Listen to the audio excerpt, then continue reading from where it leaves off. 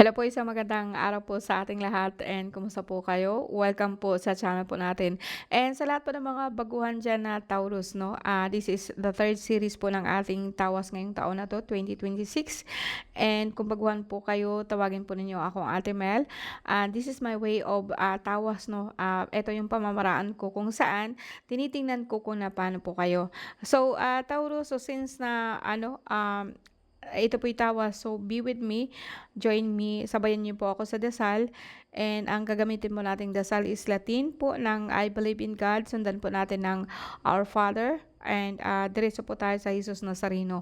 So kung hindi ka man po Katoliko, okay lang po guys, no? Actually, it's a universal po ang dinadala po natin.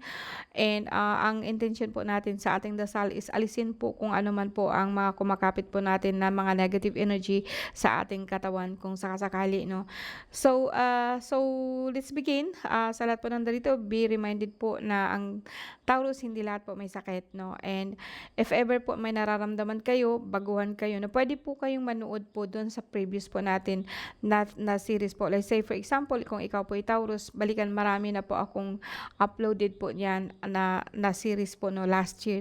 I started it last year and marami po ang nagdi-demand, no? Kaya kung minsan po busy ako, ito lang po ang pinagsisikapan ko talaga na at least maibigay ko sa inyo, no? So let's begin, no? So sa lahat po ng Taurus, please close your eyes and be with me. Diyos Ama makapangyarihan sa lahat, nagpapasalamat po ako at taos puso po na nagpupugay sa pangalan mo. Nawa po, basbasan mo po ang bawat isa sa amin, lalo na po ngayon sa mga taong nakikinig. Bigyan mo po kami ng lakas, ng kaisipan sa puso po namin. And nawa po'y magtagumpay kami sa aming ninanais po sa buhay. And Christatim Hisum Christi Pater Salvame, Christatim Jesus Christi Pater Salvame, Christatim Isum Christi Pater Salvame, Paternum Deum Christum Solumi Christatum Christum Iusum, Jesus Nazareno, Religiosus Dum Christum Prunus, Sutrostrum Minit Salvami, Salvami Salvi Igusum. And basbasan po nawa kayo sa ngalan po ng Ama, Yad Hey Vav Hey, and of course sa aking mahal na ina na lagi po nakaantabay sa akin, sa lahat po ng aking gabay, makita at saka hindi makita, no? Naway basbasan po niya tayong lahat, no? And purihin at purihin po lagi ang ating mahal na Diyos Ama. Alright guys, no? Taurus, no? April 20, so ang gagawin po natin, tatlong series po ng card na tig-siyam. And tingnan po natin kung ano po nangyari sa inyo ngayon and way back, no? Kung bakit kayo nagkakaganyan. And probably po, jump po tayo in the future para po kung may pagbabago po ba sa mga nararamdaman niyo. So, let's say, excited na po, no? Okay, ilipat natin konti ito para po hindi masyadong wala kasi akong lugar na hindi masyadong malaki itong lamesa ko. Okay, Taurus, earth sign, no? Taurus in Aquarius, kasi Aquarius po tayo ngayon. April 20 to May 20. So, ano bang petsa ngayon? February na, lumipas na pala yung birthday ng kapatid ko. Okay, Taurus, April 20 to May 20. So basta po nasa sign po ng Taurus, kasi pabago-bago na po yung schedule po ng ating yung petsa po actually ng zodiac sign is nagbabago-bago na. So ito yung lumang petsa pa rin po. So at least kung as long as you know that you are Taurus, no, and this is for you. Okay.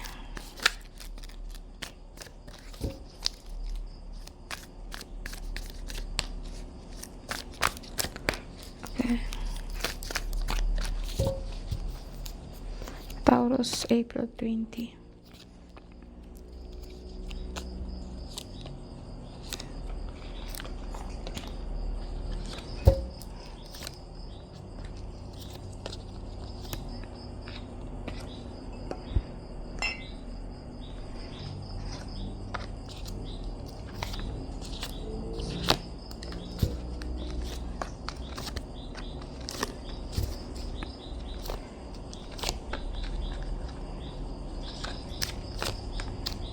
Okay, una muna, ito muna ngayon 'no, saka na tayo mag-ano sa, nung nakaraan. Tatalakayin muna natin yung ngayon.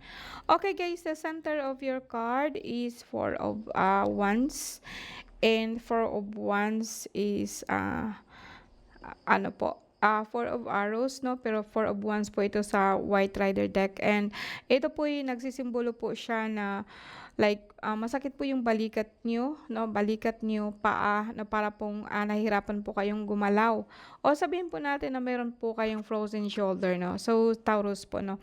And, eto po yung sa dahilan po na medyo mataas po ang uric acid niyo. Meron po kayong lagnat sa ngayon, o parang lagnat po siya sa ilalim 'no. Pero more on Taros, parang may nararamdaman or nase-sense po ako sa inyo na meron po kayong, kapatid sa katawan, like ibang nilalang po na nasa katawan po ninyo, and yun po ang may sakit 'no. And, eto'y, minsan, pananakit po ng likod, balakang, hanggang sa paa. So, meron din po kayong problema sa kidney, dito po sa etong sa side na 'to sa baba. Kung ikaw po'y lalaki in the past 'no, like, ilang araw na po 'to 'no, na parang ang ihi mo may problema. Puwedeng sabihin po natin na mabula yung ihi mo kung ikaw is lalaki. Puwedeng sabihin po natin na paputol-putol po siya. Puwede ring sabihin po natin na kumbaga sa akin nangangalay po yung lower back mo hanggang sa baba 'no. Ito'y sa dahilan po na barado po ang ihi mo, o sabihin po natin na barado po ang daluyan ng iyong ihi. Let's say for say, prostate. Pero actually gumaling siya 'no, hindi pa ito grabe. Parang sa ngayon lang, like, few more days, yun pong parang pakiramdam mo parang nilalamig ka tuwing hapon. Ito po yun 'no, parang meron kang infection sa katawan pagka lalo na po 'pag nakakaramdam ka po ng chill pagdating po sa gabi or hapon. And, eto nakikita ko, kung halimbawa po you are young, lalaki, may nakita po ako na babae na parang, talaga pong galit sa'yo, or sabihin po natin na hinahanap ka niya, or like say pin down 'no. Yun po ang dahilan kung bakit masama pakiramdam mo. Malakas po itong babaeng na 'to. Very young po siya pero malakas ang isip niya 'no. And, sasabihin ko nga sa'yo na kung minsan kaya ko sinabi sa'yo guys, kasi parang nakikita ko dito na, siya lang ang may hawak sa'yo 'no. And, actually I can sense dito ano, Taurus, na bata pa ikaw. Bata ka pa po 'no, and nagkakaroon ka na ng problema kasi po talaga pong isang ano, ang ano kasi nito, anak kasi ito ng isang malakas din po na entity. Kumbaga sa akin, ang tatay ninyo, eto po yung galit sa'yo. And, actually just only spirit, espiritu lang po 'to, pag-iisip lang po nitong babaeng 'to. Kaso lang po may ama po siya na mas malakas pa sa kanya 'no. And, delikado kayo nito 'no, halimbawa sa mga lalaki diyan na mga pilyo na huwag kayong maglaro 'no, akala niyo normal lang po ang babae na kausap niyo 'no, hindi po 'no. And, ito ang dahilan, bakit pananakit ng likod 'no, kaya po actually dito, ah, bakit ko nasabi 'yan, kasi this is Two of Wands. Kumbaga sa akin, ang may gawa lang sa'yo is like yung shota mo, or yung babae baga na baka po, nangako ka tapos kinalimutan mo na, kung ikaw po'y lalaki. Na pagdating po sa babae, puwedeng sabihin ko sa iyo na may problema po ang mattress mo, at saka yung, etong mattress kasi ng babae, magkadikit po sila, or sasabihin natin very close sila sa mattress po na isa or sa ating ovary. So, puwede pong may problema ka po sa pagregla. Puwedeng sabihin natin na meron kang mayoma, meron kang ano, pero more on infection siya sa ihi 'no. So, kung nag-inflame, para sabihin po natin na nag-inflame po ang iyong isang mattress 'no, dito sa kabila, and apektado po ang isa mong kidney 'no. So, bawas ka po guys sa ano, sa tinatawag po natin na, um, magbawas ka ho sa mga maaalat, kasi ito yung nakikita ko sa'yo. Now, tingnan natin sa'yo in the past kung bakit ka nagkakaroon ng problemang ganito. Okay, saka lang tayo kukuha 'no. Sorry about kanina kasi naano ko na. Okay, may lumabas po 'no. This is something like, manggagamot or doktor. Puwedeng sabihin po natin na nagpagamot ka na doon, nagpatingin ka na po sa doktor, and, kung minsan puwedeng sabihin po natin na sa iba siguro parang nakikita ko na hindi hindi parang nagpagamot ka na pero hindi ka pa rin gumagaling. Eto yung nakikita ko 'no, parang di ka ano ba, di ka kumbinsido sa mga manggagamot na may hawak sa'yo. Now, in the past po guys 'no, puwedeng sabihin po natin na kaya ka nagkakaroon 'di ba lalaki meron kang prostate, meron kang pero hindi ito guys na prostate na grabe na ha. Puwedeng sabihin po natin na maraming kristal or maraming asin-asin po yung lagusan po ng ihi mo or barado siya in short. And, eto po ang dahilan kung bakit nangangalay po yung lower back mo dito hanggang sa paa, binti 'no, talampakan, nangangalay po siya 'no. Parang kung minsan po nawawalan po ng lakas ang iyong binti. Now, kung saka-sakaling bata pa po ito 'no, puwedeng sabihin po natin na please po 'no, be careful sa mga kinakain mo, lalo na po sa mga matataba. But anyway, pagdating kasi dito guys 'no, if you're ano, I don't know, I sense somehow na itong reading ko is para sa isang teenager, dalaga, binata. And kung sasakali man po na magtugma po ito sa Taurus po na medyo may edad na, um, ang nakikita ko dito is like meron bang ano, meron kang problema nga po talaga sa pag-ihi and, lower back mo masakit and may tama na po ang kidney niyo 'no. So kung sakaling may edad ka na is okay 'no, parang nase-sense ko lang dito kahit po may edad ka na puwedeng sabihin natin ito na mga apo mo, mga bata, mga nandoon po sa kabila 'no, parang nagagalit po sa'yo kaya ka nagkakaroon ng problemang ganito.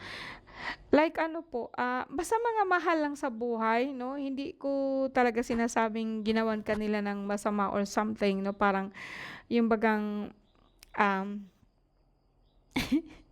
talagang hindi mawawala sa akin itong mag-ama 'no, na parang kumbaga sa akin, they are actually some entity 'no, na nasa katawan po ng tao and, eto po yung parang kumbaga nagtatampo itong babae, nagsusumbong sa ama, then itong ama talaga po matapang po talaga 'to 'no. And, dito like in the past bago ka nagkakaroon ng prostate o nagkakaroon ka ng problema sa pag-ihi, nangangalay na po yung balakang niyo 'no. So, eto may nakita lang po akong entity, kunin ko lang po sila, pakainin 'no po 'no, and palayain po yung iba na nakakulong, masakit po ang likod, ito pong baywang, ito pong mag-ama 'to is like, dasalan ko lang po 'no na maalis po ang kanilang sakit 'no. Rebeltara estas tiras maluwas igusum. And, itong kidney ninyo guys 'no, I said, bawasan ninyo maalat. Pangalawa po is more on water kayo. Hindi ko pa naman po talaga masabi. Now kung meron kang problema sa pag-ihi, puwede po kayong gumamit po ng buko or niyog. Ang buko po, ang gagawin ninyo diyan, hindi lang po usually talaga sa iba is like, iniinom lang nila yung buko 'no. Pero 'pag may problema kayo sa UTI, kidney or sabihin po natin na eto lalaki 'to parang nanggagalaw kasi gumagamit kayo ng mga babae po na hindi maganda 'no, hindi maganda yung nature nila 'no. I mean sabihin po natin na baka kung iba-ibang lalaki po itong nakikipagtalik, so beware ka po talaga 'no, kasi eto yung nakikita ko dito 'no. And, kung babae ka naman po, ingatan mo talaga yung mattress mo. Just in case meron ka nito guys 'no, ang pinakamagandang gamot po diyan is buko or niyog 'no. And ang gagawin po ninyo diyan kasi is like 'di ba buko 'no, kung sakaling, meron kayong, kalan diyan na may uling, mas maganda 'yun 'no. So, itong buko na 'to alisin po ninyo yung sa ibabaw 'no, pero iwanan po niyo yung bao, huwag ninyong buksan. And then after that isasalang po ninyo. Now kung wala kayong ganyan, masyadong nahihirapan kayo, bumili na lang po kayo dun sa o sa palengke sa ano ng isang buong niyog na may laman pa po 'no or I mean buko ha, buko. Ipaalis na lang po ninyo 'yun tapos pagdating po ninyo sa bahay, isasalang po ninyo 'yun. I prefer po 2 piraso, and isasalang po ninyo 'yun. Kung ibig sabihin iluluto niyo. 'Pag naluto na po siya pakuluan po ninyo 'no, like say for example 'pag ano pinupinuhin po ninyo itong buko or like yung laman pinupinuhin po ninyo or ibe-blender po ninyo. Pagkatapos pakuluin. And then 'pag nagkulo na talaga siyang naluto na siya, kainin mo siya bago siya or inumin mo ang sabaw. Puwedeng salain ninyo siya or puwedeng kainin niyo siya yung kung kaya ninyo. Um, Pakuluan, I said iluluto. and inumin ninyo siya first thing in the morning, yung wala pa kayong kain. Huwag kayong mag-alala guys 'no, na wala na po yung acid niya kasi niluluto na po ninyo. And ay etong sabaw na 'to is magiging parang ano po siya 'no, parang magiging, antibiotic po sa inyo, and itong buko po niya is nagbibigay po ito ng parang matutunaw po yung mga asin-asin sa katawan niyo. Kasi po may tama na po talaga ang katawan ninyo guys 'no. Now sa mga babae naman kung sabihin po talaga natin may bukol kayo, puwede rin ninyong gawin 'to 'no. And, for me dati nung maraming tao pa talaga dito, sagsag pa talaga akong panggamot. Ang ginagawa ko nito guys is ano, sa mga babae lalo na po 'pag grabe po ang UTI niyo, alam niyo yung buko iluluto po ninyo 'yan tapos yun po ang ipanghugas niyo. Um ano lang po tayo 'no, so, manggagamot po tayo kaya ang ginagawa ko diyan talaga is like yun po ang, tinuturo ko sa kanila na yun po ang ihugas po sa puwerta 'no, and, kung minsan talaga pong isusuob siya or, sabihin po natin na, iluluto siya 'pag severe na po talaga ang problema mo sa mattress mo na puwede mo siyang gawin na ganito 'no, and makakaano pero more on kasi mga po kung may infection po ang mattress mo so kailangan mo talaga po ng gamot. Pero I will not say na kailangan mo ng antibiotic. Inumin mo po yung buko in that way 'no, pero huwag na yung hinugas niyo guys 'no, para yun sa babae 'pag severe na po talaga siya 'no, like meron kang infection sa puwerta. And, ito naman kasi is more on sa mattress kaya nagkakaroon ka ng problema sa, kidney niyo. And eto yung nakikita ko 'no, severe na, babae, severe po ang kidney ninyo, like ang UTI ninyo ba grabe po 'no. Now tingnan natin in the future 'no, kung ano po ang posible, kung magbabago po ba siya na, okey?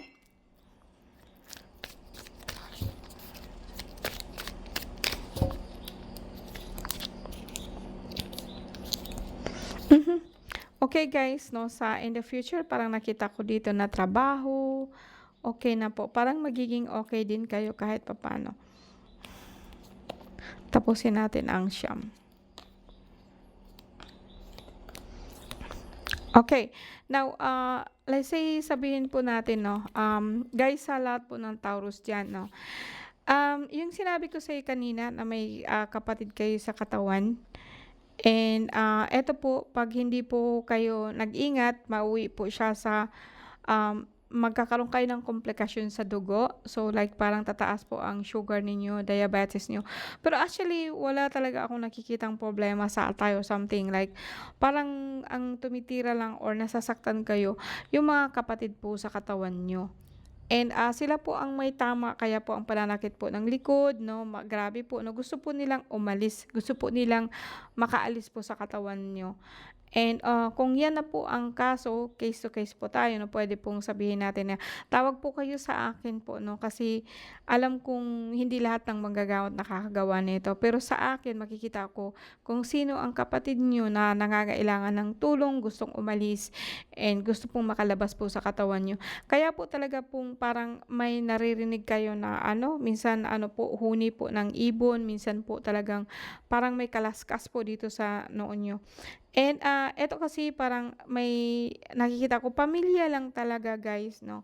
So, etong parang pananakit ng ulo niyo minsan, lalo na kapag nagalit kayo. Now, I would just make it clear kasi mag 18 minutes na po tayo. Yung katawan natin hindi lang po tayo may-ari niyan. Kung minsan po may diwata po tayo sa ating katawan.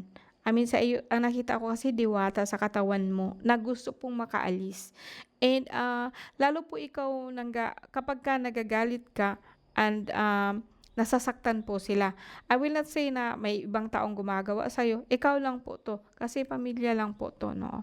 Kung minsan po talagang sila, nagagalit po sila yung sarili nating kapatid, sarili nating ano sa katawan is like gusto po talaga nilang makalaya.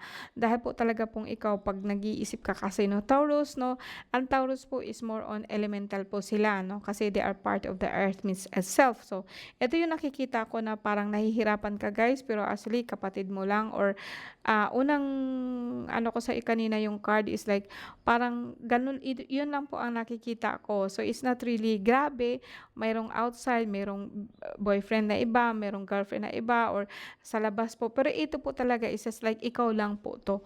And, ang kapatid mo sa katawan po ang gustong makalaya na. Alright guys, thank you very much. We almost 20 minutes po and thank you Taurus. Bye-bye. See you po next time.